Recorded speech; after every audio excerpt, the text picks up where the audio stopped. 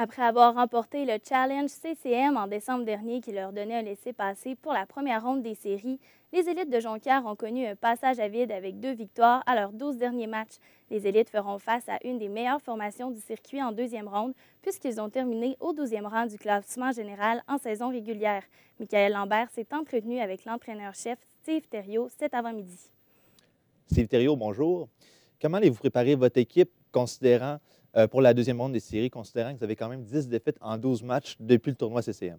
Bien, c'est sûr et certain qu'on aurait aimé là, entamer les séries éliminatoires avec un peu plus de confiance. On avait mis un peu l'emphase là-dessus, là, de connaître un bon début 2018. Puis, ça a pas, malgré les pointages, là, on a quand même. Le processus n'a pas été mauvais nécessairement, mais il va falloir là, se forger une confiance en entraînement là, pour espérer marquer plus de buts qu'on a fait là, depuis le mois de janvier. Vous me parlez de but, justement, le départ des attaquants Charles Tremblay et Mathieu Boulian. Comment cela vous a affecté pour l'alignement? Bien, c'est sûr et certain, là, c'était des attaquants de premier plan chez nous. Jouaient beaucoup de minutes, là, surtout offensivement.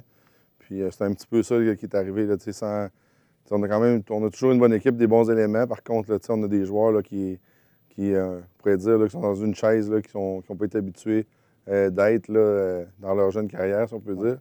C'est un petit peu ça, là, apprivoiser ça. Là, puis on a eu la misère à aller chercher la constance là, là-dedans, en espérant là, que le jeu va se relever d'un cran à la barre des séries, là, comme ils l'ont fait au challenge. Puis un attaquant comme Charles Tremblay, là, quel impact ça a dans le vestiaire? Ouais, Charles, c'est un jeune homme qui est quand même assez exceptionnel dans le sens que pas beaucoup de jeunes de son âge là, ont un leadership là, en dehors de la glace, là, comme lui pouvait amener là, dans un vestiaire. Là, amène beaucoup d'enthousiasme quand il met les pieds dans un aréna, son sourire, sa joie de vivre, son excitation là, est contagieuse, si on peut dire. Puis c'est un élément qui nous manque là, honnêtement. Là, si on parle là, en dehors de la glace, c'est un élément qui nous manque là, pour stimuler là, l'équipe. Est-ce qu'il y en a d'autres qui ont pris sa place? Bien, tu sais, c'est ça, c'est pas donné. Probablement, mais d'une autre façon. C'est pas donné à tout le monde, là, justement, là, ça fait 15 ans que je coach, que j'entraîne des jeunes, puis, tu sais, à 15-16 ans, là, je sais pas, rappelle-toi à cet âge-là, tu sais, se lever, puis de prendre du lead, si on peut dire, là, c'est pas, à moins que ce soit vraiment à toi, là, en tout cas, c'est assez rare. Les élites, on a pu remarquer qu'il y avait certaines lacunes du côté offensif. Est-ce que vous allez privilégier un jeu plus défensif durant la série? Bien, tu sais, on veut toujours, tu sais, moi, j'aime ça vendre à mes joueurs, là, dans un système de bien se comporter défensivement. C'est ce qui va te créer des opportunités offensives, si on peut dire. Jouer serré avec son adversaire, créer des revirements. Tu peux plus surprendre l'adversaire par après en contre-attaque. C'est de même qu'on le vend. Puis il faut bien se comporter défensivement pour s'amener des chances de marquer. Ça, on le fait. On en a des chances de marquer. Ouais.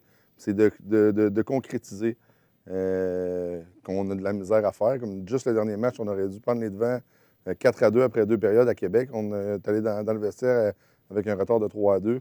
C'est tout simplement un manque d'opportunisme encore. C'est des choses qui se répètent.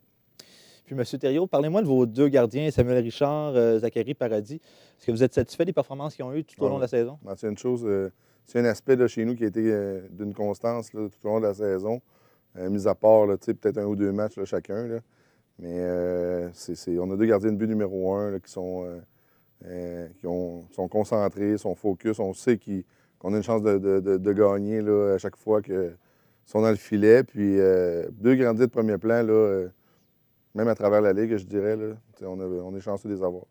Vous avez fonctionné en rotation pas mal tout au long de la saison. Est-ce que ça va continuer en série? Bien, je ne sais pas encore. C'est quelque chose qu'il faut qu'on discute là, justement aujourd'hui.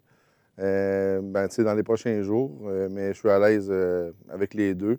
Je vais beaucoup discuter là, avec mon entraîneur des gardiens de but, là, Nicolas, c'est sûr et certain. Puis sûrement partir avec un. Après ça, après une victoire, on garde-tu le même ou on fait un changement? C'est ce qu'il reste à voir parce qu'on est à l'aise avec les deux. Ça serait qui le gardien partant pour l'instant? Bien, pour l'instant, je te dirais, c'est ça, il faut que j'en discute. J'ai aucune idée. L'an passé, là, on est allé avec Cournoyer, Zachary Paradis était un jeune de 15 ans. Serait en droit, mettons, de prendre le filet là, cette année, après avoir cédé là, la place là, dans les séries l'an passé à Jonathan Cournoyer. Puis du même fait, là, Samuel Richard mérite amplement là, de partir aussi avec la saison qu'il a connue chez nous.